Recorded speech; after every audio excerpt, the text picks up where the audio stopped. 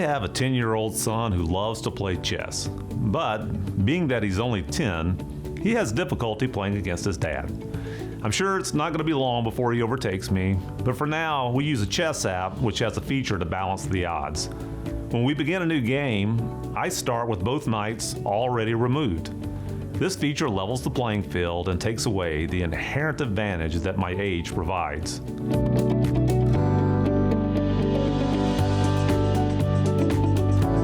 One common tactic that safety PLC vendors use is to convince the user that a Triconex system must be installed with hot spare I/O modules in every slot to achieve safety and availability. This is their attempt to level the playing field by removing the built-in advantage that Triconex has by virtue of its triple module redundant architecture. A single Triconex I/O module is inherently redundant. In a TMR system, each I/O channel has 3 independent legs which communicate their signals to 3 separate main processors. The 3 signals are then voted in a 2 out of 3 manner to determine how the application logic should be applied. There is no single point of failure. A Triconex controller has advanced diagnostics which monitor the health of each leg and report a fault upon an abnormal condition.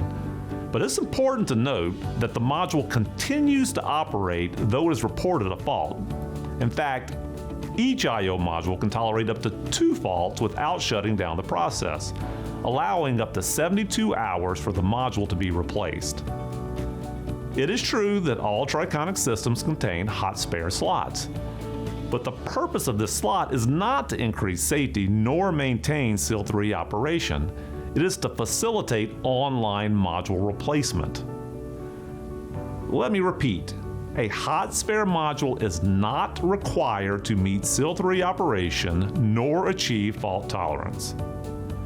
A Tricon CX I/O chassis, for instance, has 6 logical I/O slots, but 12 physical slots.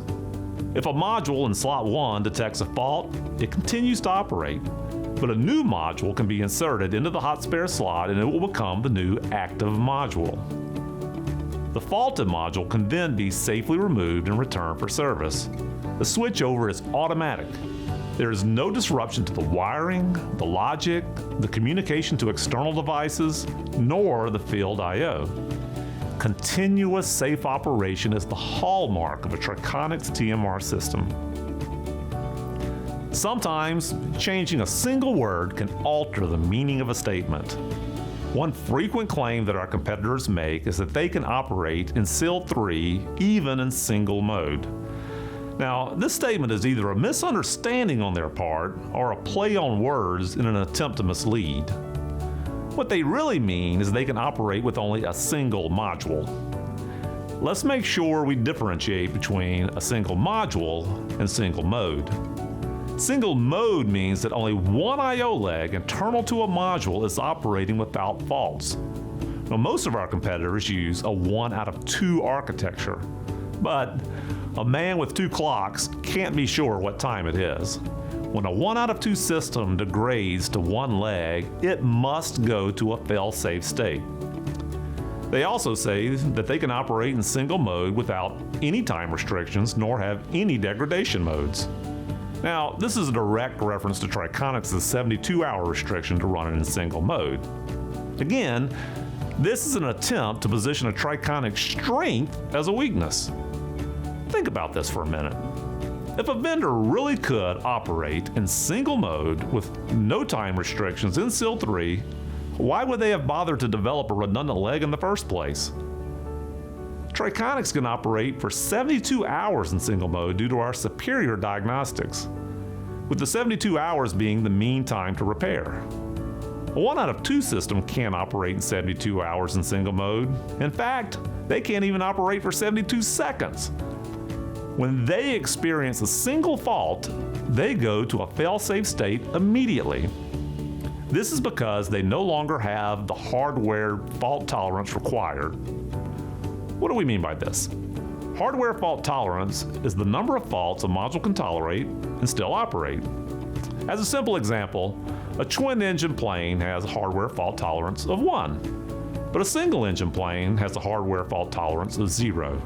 Which one would you rather fly? Even the term fail-safe can be misleading. Yes, it stops the process. But inadvertent shutdowns and then required restarts are the most dangerous times in a process unit. If a safety system requires fault tolerance, 1 out of 2 systems must install an additional redundant module to comply, thus eliminating any perceived cost advantage. It's no wonder they try to level the playing field and force Triconex to do the same. Leveling the odds might be a good idea when you're playing chess with a child, but when it comes to a safety system, you want to select one that has all the advantages built right into the product. Only in this way are you going to achieve maximum safety, but also maximum uninterrupted operations and greater profitability.